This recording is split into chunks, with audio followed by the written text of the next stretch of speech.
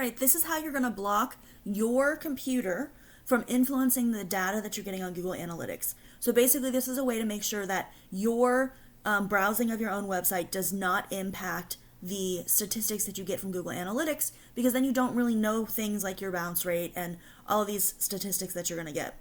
So we're going to use this Chrome Web Store plugin. So you'll have to use Chrome for this to work. It's called Block Yourself from Analytics by igerware.com.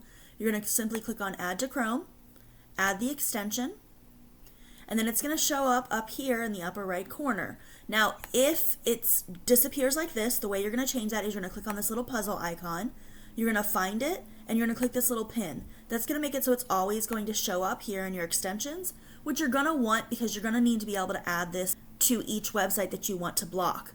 So if I come over here, and you can see it has changed yellow, that means that this is a site that is being monitored by Google Analytics. So if I click on it, I can click on Block Analytics for this website, but I want to show you that this actually works. So here I am on my analytics. You can see it says that right now I have an active user on the site. It's telling me that it's about 20 seconds ago because that's when I got on the site. So I come over here and I click on some of these buttons and come back to my analytics. You will see that it will actually show additional things on my analytics data. So you can see there's a new one that says it's here. It says that I'm on the monthly strategy page, which is the page that I am on currently. So if I go back and I go to website building, here I'm on the website building. If I come over here, you'll see that it says I went back to easy, and here's some more data that's coming in. So this is showing that I am active on the site at this very moment. Now if I come back over to here and I click on that extension and click on Block Analytics for this website, you can see now that's checked, and if you wanted to uncheck it, you can click on it again, it'll uncheck. And now I come back over to Analytics. So these are all the actions that I had previously taken.